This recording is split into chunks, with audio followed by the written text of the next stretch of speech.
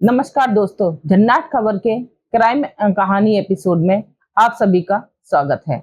आज हम आपको बताने जा रहे हैं प्यार से जुड़ी हुई एक ऐसी कहानी जिसे सुनकर सबके रोंगटे खड़े हो गए।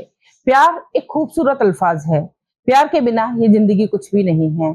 ये कहानी है हरीश वागेश और संचिता शरण की, जो बचपन में साथ में पढ़े। स्कूली शिक्षा उन्होंने साथ में ही की और बड़े होकर भी उन्होंने पढ़ाई साथ साथ की। उसके बाद उन्होंने शादी की, 2 साल शादी में रहे और उसके बाद दोनों ने ही इस दुनिया को अलविदा कह दिया।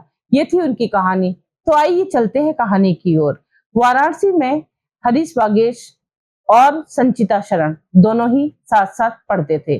संचिता शरण के पिता एक जाने माने डॉक्टर थे और हरीश वागेश के पिता पटना के एक माने हुए व्यक्ति थे। लेकिन दोनों ही वाराणसी के गोरखपुर में साथ साथ पढ़ते थे। साथ साथ पढ़ते पढ़ते बचपन से ही उन दोनों को आपस में प्यार हो गया।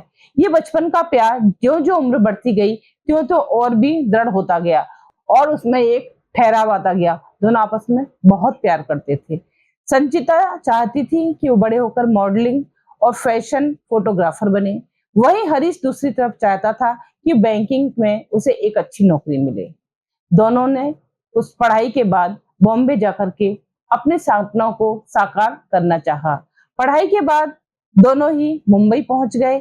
संचिता एक फैशन फोटोग्राफर और एक मॉडल बन गई और वहीं दूसरी ओर हरीश एक प्राइवेट बैंक में अच्छी नौकरी पाकर एक अच्छी जगह पर सेटल हो गया। दोनों के ही सपने बहुत जल्दी पूरे होने लगे। दोनों ही की अच्छी इनकम होने लगी और दोनों ने ही बहुत जल्द शादी का फैसला भी ले लिया। उन्होंने अपनी शादी pre wedding shoot, wedding shoot किया। संचिता तो खुद ही एक मॉडल थी और फैशन फोटोग्राफर भी थी। उन दोनों ने इतनी अच्छी तरीके से शादी करी, अपना जो भी जमा पूंजी थी उसमें से काफी सारा खर्च करा और एक परियों के जैसे लोग में होता है वैसे उन्होंने उसको साकार किया। उनके दोस्तों की भी आपस में ऐसी शादी कभी नहीं हुई थी। दोनों के ही दोस्त इन दोनों की शादी को लेकर के काफी खुश थे। दोनों की जिंदगी बहुत अच्छे से चल रही थी। हरीश अपनी नौकरी में पदोन्नति पाकर आगे ही बढ़ता जा रहा था। वहीं दूसरी ओर संचिता भी अपने मॉडलिंग के कैरियर को नए आयाम ले रही थी। वो भारत के अलावा जापान, चीन, लंदन आदि अनेक देशों में गई और वहां पर अपने आप को काफी विस्तारक रूप दिया। धीरे धीरे दोनों की जिंदगी बहुत अच्छे से गुजर रही थी। इसी दौरान दोनों के साथ एक ऐसा हादसा होता है कि संचिता को काम कम मिलने लगा और दूसरी ओर हरीश की नौकरी छूट गई। इस नौकरी के छूटने से उन दोनों को पैसे की तरफ से काफी क्राइसिस होने लगा। वो लोग काफी मतलब कहना चाहिए कि पैसे पैसे को मोहताज होने लगे। पाई पाई भी उनको नहीं मिल पाती थी कभी कभी। इसी तरीके से हरीश को धीरे धीरे डिप्रेशन में ने घेर लिया और उसे ड्रग्स लेने की आदत पड़ गई।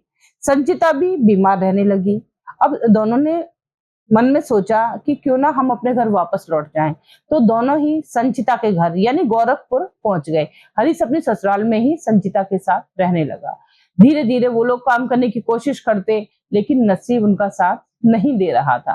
संचिता ने जो छोटी छोटी शादियां होती हैं उनमें भी फोटो शूट करना कम पैसे लेकर के बहुत मतलब फोटो शूट करना शुरू करा और हरीश ने भी यूट्यूब पर वीडियो बनानी शुरू करी।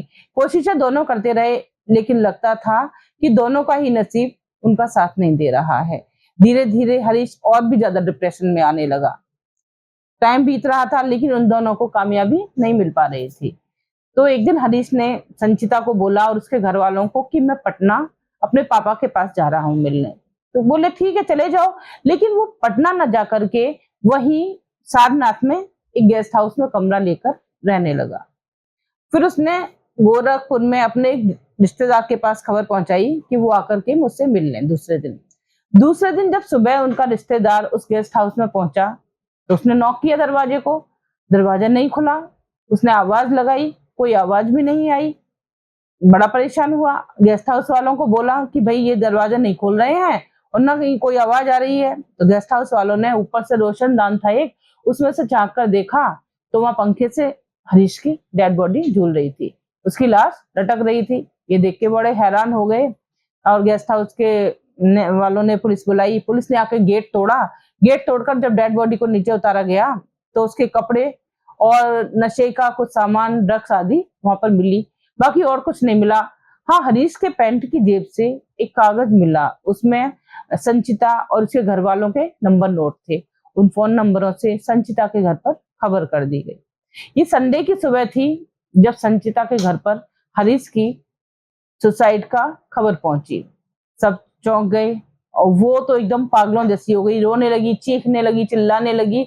सबका ध्यान एक तरफ था तो चुपचाप उसने रोते चीखते चिल्लाते अपनी छत पर गई और छत से जाकर उसने छलांग लगा दी। उसकी भी डेथ तुरंत ही हो गई। दो प्यार करने वालों का ऐसा अंजाम शायद ही किसी ने देखा होगा। हरीश ने पंखे से लटक कर सुसाइड कर ली और संचिता ने छत से कूद कर सुसाइड कर ली। कि 2 साल ही शादी को हुए थे और दोनों ने प्यार किया साथ में, शादी निभाई साथ में, करियर के अच्छे दिन भी देखे उन्होंने और जिंदगी के बुरे दिन भी देखे, और साथ गए तो दोनों ही साथ चले गए दुनिया छोड़कर। लोग बहुत ज्यादा शॉक्ड थे कि ऐसा प्यार भी है कि जिए तो साथ, मरे तो साथ। तो देखिए, ये थी ये कहानी आज की कि दो प्रेमियों का प्यार जिंदगी भर साथ रहा और मरने के बाद भी दोनों साथ साथ ऊपर चले गए, इस दुनिया को अलविदा कह गए।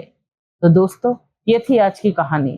कैसी लगी अपने कमेंट्स करके बताइएगा, ज्यादा से ज्यादा शेयर कीजिएगा ताकि हम और भी अच्छी अच्छी कहानियां लाते रहें। नमस्कार।